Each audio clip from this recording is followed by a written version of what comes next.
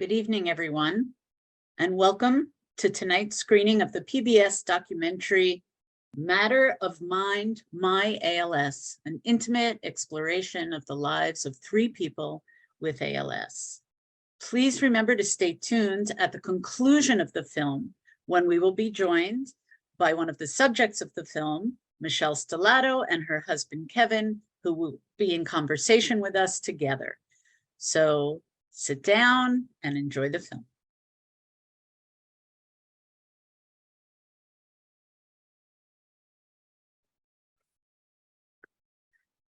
Wow, if we were all together, no doubt there would be a standing ovation right now. And I will do my part. It's the 3rd time I have seen the film, and it does not become any less impactful with every viewing. So thank you for being with us, Michelle and Kevin. Thanks for having us.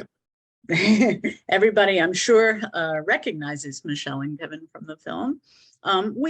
We've prepared a few questions ahead of time. Kevin's going to be assisting Michelle. Exhale. I'm gonna dive in, even though I'm still feeling it. So Michelle, you know, this film, you tell your story with such transparency and heart and even humor. And one can't help but wonder if you've always been so open with your personal life and generous, or if this is a way that ALS has changed you. So before ALS, I was not big on sharing details of my personal life publicly. I didn't even share our engagement on social media because I hated the idea of all the attention from my broader network. When I committed to raising awareness for ALS, I knew I needed to get over this and prepare for a lot of attention. The good, the bad, and the ugly. My mission was more important than my privacy. So I set my social media pages to public, began sharing my story, and never looked back. Wow. Okay.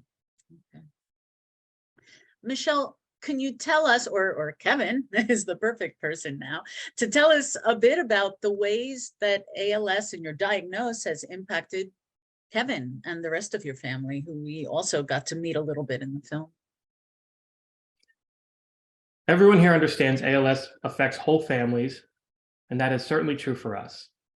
I am incredibly lucky to have such a dedicated husband who is willing to take on any task to make me happy. Kevin has acquired new skills like hair and makeup. He also cooks, he cleans, he's my primary caregiver on top of balancing a demanding career. I require a lot of help transferring, and luckily Kevin has big muscles, so he can basically scoop me up and carry me anywhere if needed. Experiencing this disease as a couple in our 30s has definitely changed the course of our life, but we still manage to enjoy every moment together. He is my real life superhero. Her words. I don't know. I think maybe you wrote that. It was all very apparent. And for her family, my family had to make a lot of adjustments as well. I was always such an independent person, so it took all of us some time to adapt to a new way of life. There has been a lot of educating and coming together to fight this disease. My family has been very supportive of my advocacy efforts, but it has also been very difficult for them too, as they are still processing my diagnosis. I know it's hard for them to watch me struggle. More than anything, they are proud of me and will do anything to support me. You have a beautiful family. So what has happened for you? I'm not sure exactly when the film was completed, but since that time, what's changed for you? What's happened in your life? Unfortunately, my ALS has progressed since the filming. My voice is very difficult to understand and my walking is limited. I'm so grateful the film captured me in my early days and my voice. What hasn't changed is my spirit.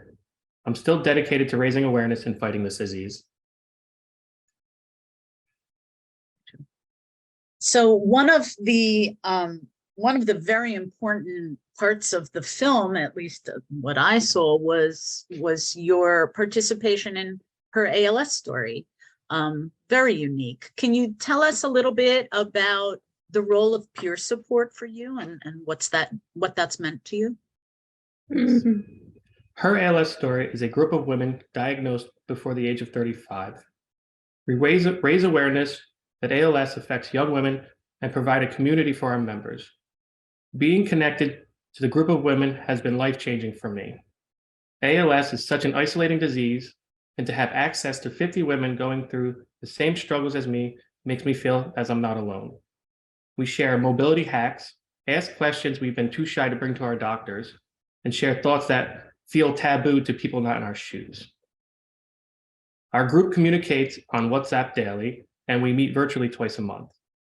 We work together on advocacy projects. We're currently planning an annual trip. This year, 30 of our members, plus caregivers, are meeting in Cape Cod. It's such an amazing experience to get together in real life.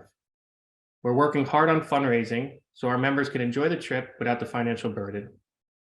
You can find out more about this group on heralsstory.org.